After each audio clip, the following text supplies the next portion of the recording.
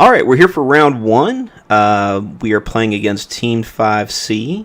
We lost the die roll, and we are deciding if we are going to mulligan. So this is a good two-lander. We have green mana.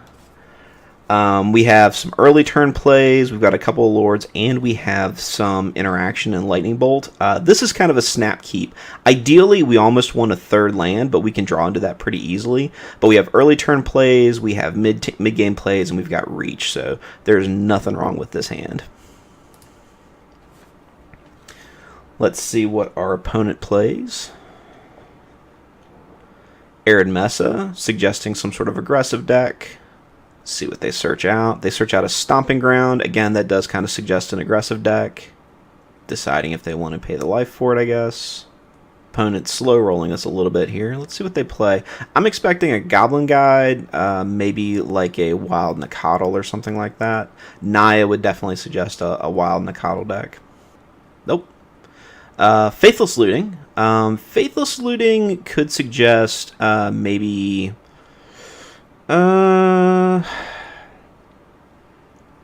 maybe Dredge. Could also be something like maybe I don't know, maybe like a Naya Nahiri. Who knows? A couple of Blood Gas. Yeah, this is starting to look like maybe like a Dredge Vine deck. So we'll go turn one Mountain. We're gonna play Foundry Street over Goblin Guide. The main reason for that is if we play Foundry Street turn 1 and then Goblin Guide turn 2 and attack, we're doing the same amount of damage on turn 2 as we would be if we did it the other way around. The only difference is that they're only getting one Goblin Guide trigger. So we will do Foundry Street, and we will pass the turn. Plays his land, gets both of his Blood Gas. It's a pretty solid play for him. He has taken a boatload of damage from his lands, which is good for me. There's Cathartic Reunion. Yeah, this is definitely a Dredge deck. There's a Narc Amoeba. So I could play... I got a couple options here. So I'm probably only going to play the Mountain. Again, trying to save my life total as long as possible. I could play Mog War Marshal turn 2. That'll double pump our Founder Street Denizen up to a 3/1, which he can't block. And that's going to set us up better for future turns. I could Goblin Guide, which is going to pump up Foundry Street, and then both of them will attack. That'll give me 4 damage. The differences between the two, that lets me hold up Lightning Bolt, or I could play Stomping Ground tapped, in which case I don't have to worry about playing the Lightning Bolt this turn. Playing Mog War Marshal this turn means on turn 3 I can play Goblin Guide into Reckless Bushwhacker, because Surge means that you have to cast a spell first. I could also Reckless Bushwhacker with Lightning Bolt. So I'm not entirely certain what's going to be the best play here. Mog War Marshal does give me a good blocker, though. So I think that's the play that I'm going to do. I'm going to Mog War Marshal turn 2, double pump the Foundry Street, attack in, have the Mog War Marshal to block with when he comes back in through with his Blood Gas. Yeah, that seems like the right play. So we're going to pre-combat Mog War Marshal. And we're just going to always yield to these triggers. And we will attack with our Foundry Street. Alright. Now let's see what he does. The best card for him is going to be... what's it called? Prized Amalgam, or Amaglam, as I like to say sometimes. Prized Amalgam is going to be a difficult card for us to block through. Opponent's playing an Insolent Neonate. That's an okay play for us. Let's see if he sacks it now. Obviously, game 1 is always difficult against Dredge or any deck that utilizes the graveyard, because we obviously don't have Graveyard Hate main deck. Sideboard, it's always more difficult to win with a deck like this. So hopefully, if we can win game 1, that'll be good for us for game 2. If we lose game 1, at least game 2, we have a good chance of winning, and then game 3, it's always kind of a toss-up. There's a Prized Amalgam. He's already played his land this turn, so he can't Blood Gas. He does have another Neonate. That could be him dredging Golgari Thug and then getting a Narc Amoeba. Let's go ahead and blow out his graveyard, because we're going to need to look at it. So yeah, if he sacks his Insolent Neonate, gets his Golgari Thug off the Dredge, Dredge is a Narc Amoeba, that's going to bring a Prized Amalgam into play. That's going to be bad for us. And he hits the Narc Amoeba, of course. Now, fortunately, Prized Amalgam comes into play tapped, so at least for one turn we don't have to worry about him blocking with it. But it also puts a lot of power on the board, so when he attacks back, it's going to be difficult. Alright, so we are going to block with our Mog War Marshal, because he has already played his land for this turn, and it doesn't matter. This is just basically a free block for us, because the War Marshal is going to give us another Goblin token. One of the reasons I like playing against this deck is that it's really just a race most of the time, and they have to take so much damage from their lands that we can usually win the race. But they get some really explosive hands where they just, dump like 12 power worth of guys on turn 2, and then you just never recover. So we will use that ability, get our Goblin token, randomly pumping up our Foundry Street Denizen. He can enjoy that for the brief period that he gets that. We're taking 2, we're at 18. Oh, he's not played a land this turn. Ooh. Okay, so he does get his Blood Gas back. That's still not bad. We would still block with the Mog War Marshal. Still getting his Prized Amalgam. He was getting that anyway. That's the only thing about doing this on Magic Online is every single one of these triggers the same Prized Amalgam, even though it only comes into play once. So now see, he's got 4 triggers, but it's still only 1 creature. And it takes forever to click through all of them. I hate that so much. I did play Dredge a little bit in Modern. Actually, immediately after Golgari Grave Troll was banned. Because all of the pieces to this deck were super cheap. And I might do a Modern video on this in the future. Who knows? But yeah, it takes forever to click through all of these. Let's see what we draw. Legion Loyalist. So he only has 1 blocker. Let's assume... Let's count this out. So we're going to be able to do Goblin Guide and Reckless Bushwhacker. Or I guess alternatively, we could do Legion Loyalist instead of Goblin Guide. It's 1 less damage, but that gives all of our guys First Strike and Trample, which actually might be better. So let's plan on Legion Loyalist and Bushwhacker.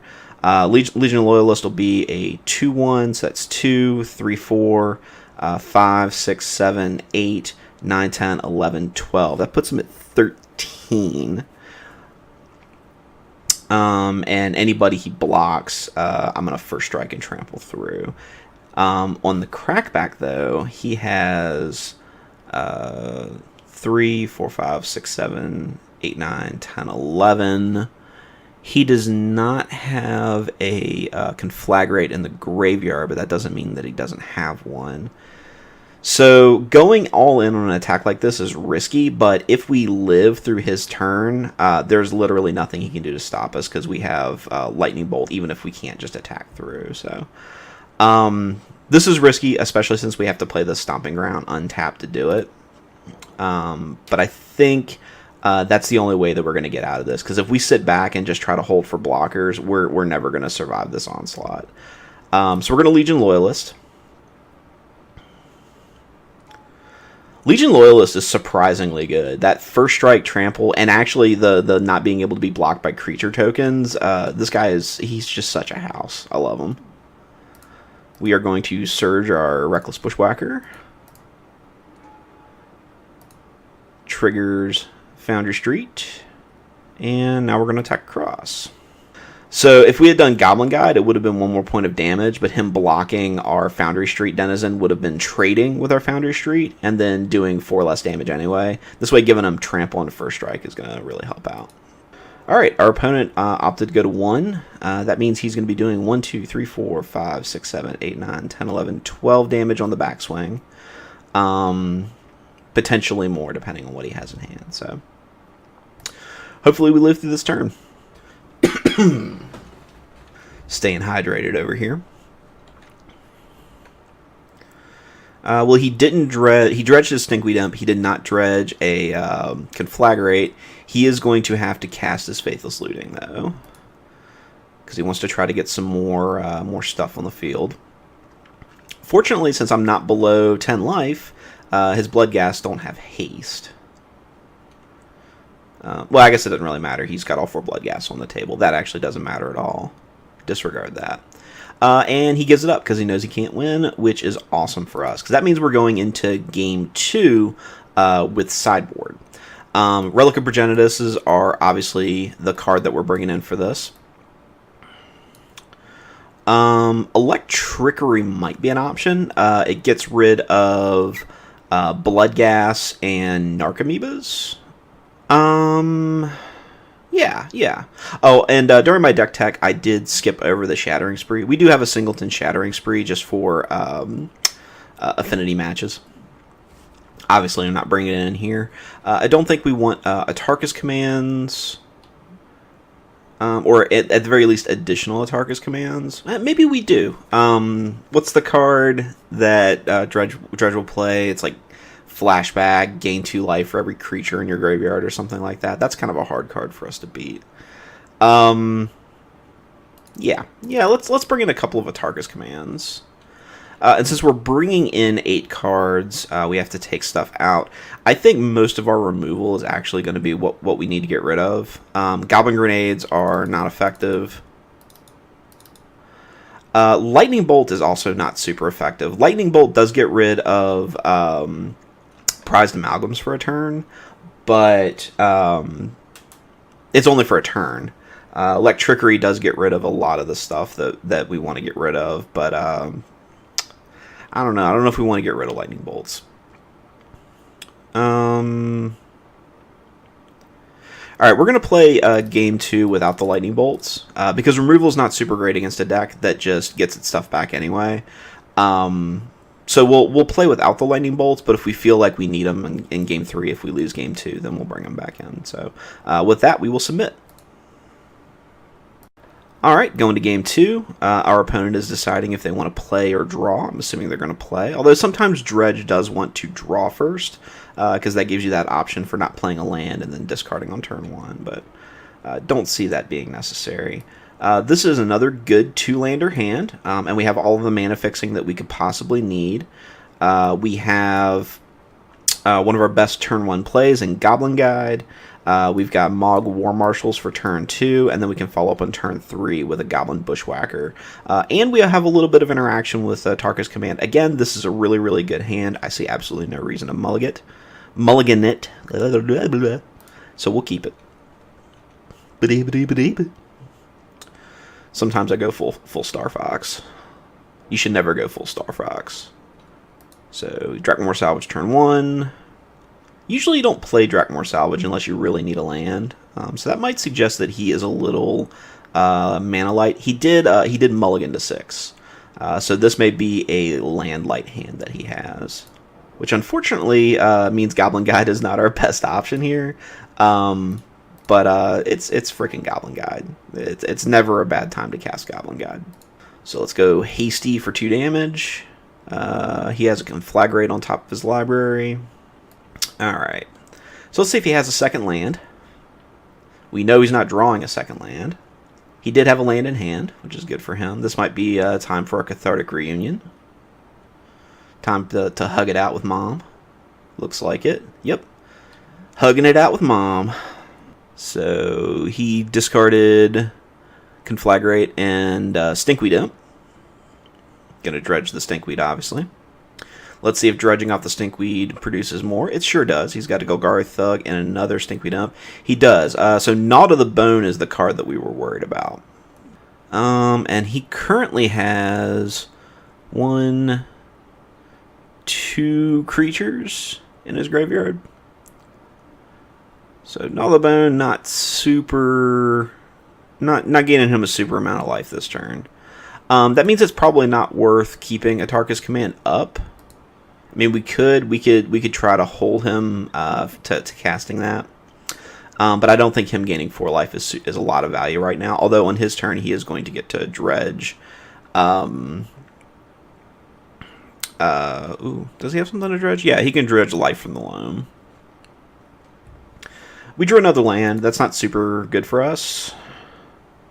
But yeah, we're still going to attack. He got a Copperline Gorge out of the deal, which unfortunately means that he now has that green mana he needs to cast Gnaw from the Bone. Goblin Guide. Womp womp. Oh! Oh no. Oh no. Oh no. Oh no. Oh no. Oh no. Oh no. Oh no. So I accidentally clicked OK through my second main phase where I wanted to cast Mog War Marshal. And now it is my opponent's turn, and now I have made a horrible mistake. I was too busy making funny noises with my mouth, and I have probably cost me a good 4 damage.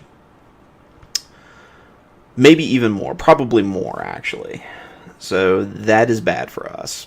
Gotta pay more attention, guys. That's the only thing that I dislike about Magic Online, is that I find myself clicking through phases too easily. He's conflagrating my Goblin Guide for 2. So what I could do is I could give him +1/+1 and deal 3 damage to my opponent. That'll save my Goblin Guide and make it so I look like I knew what I was doing this turn as opposed to not knowing what I'm doing. So I am going to deal 3 damage to my opponent, and creatures I control get +1/+1 and gain reach until end of turn. Knew what I was doing all along. I was protecting my Goblin Guide and dealing damage to my opponent. Conflagrate is actually a really great spell against us because all of that damage you can do with it, you can split it up amongst all of your opponent's creatures. And in a deck where we go super wide with 1/1 tokens, that breaks us. So being able to basically counterspell a Conflagrate for 2 mana and deal 3 damage to my opponent is not a bad turnaround. It's not the play that we wanted to make, but I think we're still happy with it. He is waiting during my upkeep to do something, and by that I mean nothing. Another Goblin Guide, pretty good here. We can Goblin Guide into Goblin Bushwhacker for a pile of damage. That would be 6, 7, 8 damage, putting him at 5. It's not the most optimal because we want to be able to Bushwhacker after Mog War Marshalling. We're definitely playing the Goblin Guide. That's definitely happening. I think we're going to go ahead and War Marshal this turn. Yeah, we're going to War Marshal this turn. So let's just go ahead and move to our attack step and not skip through our second main phase. See what he gets off a Goblin Guide. He's got Life from the Loam on the top. He could choose to block with his Narcomoeba. He is debating it anyway. He is going to throw a Narcomoeba under the bus here. Second main phase, not skipping through it. We're going to cast our War Marshal. We will yield to the trigger. And now if he wants to attack with the Prized Amalgam, we can block with the War Marshal. Or if he mistakenly plays a land during his main phase before he attacks, then we can block the Bloodghast and get it off the table for a turn. Casting a Faithless Looting. Looting faithlessly. Discards a Conflagrate. Staying hydrated again. And since he played his land main phase, that means he can try to get the War Marshal and the Goblin token. No, he's going to Life from the Loam first. So he doesn't have the mana to cast Conflagrate, because that requires, what, 2 red? Yeah, 2 red and discarding cards. He is going to attack the Bloodghast, wants to keep the Prized Amalgam in the backfield. We will gladly trade and save ourselves 2 damage. Getting more tokens. Alright, so this turn, let's see how much damage can we do. So if we play the Mog War Marshal and kick the Bushwhacker, that's 1, 2, 3, 4, 5, 6, 7, 8, 9, 10, 11, 12, 13, 14, and he can block one of our Goblin Guides. So that means 3 less damage, putting him at exactly 11. So I think, barring, say, like a Fatal Push or a Dark Blast or something, I think we've got this. But, you know, never, you know, put the horse before the cart. You know, let's make sure that we can get through this here. So we're going to War Marshal and kick. So he does have a Dark Blast. He's going to Dark Blast a token. Alright. What do I attack with? Do I just not attack with everything? Everything seems like a good choice. He's going to block a Goblin Guide. Well, he might not block a Goblin Guide. He might block something that he knows he can kill, like a token. Let's assume that he blocks Goblin Guide. That means he's still taking 3, 4, 5, 6, 7, 8, 9, 10, 11. Is that right? 1, 2, 3, 4, 5, 6. 1, 2, 3, 4, 5, 6, 7, 8, 9, 10, 11 exactly. By my math, I think we're still doing this. Yeah. Opponent gives it up. That means we get the victory. We are currently 1-0. The 5-0 dream is alive. However, the 0-5 dream is definitely crushed. So we'll see you in for the next video.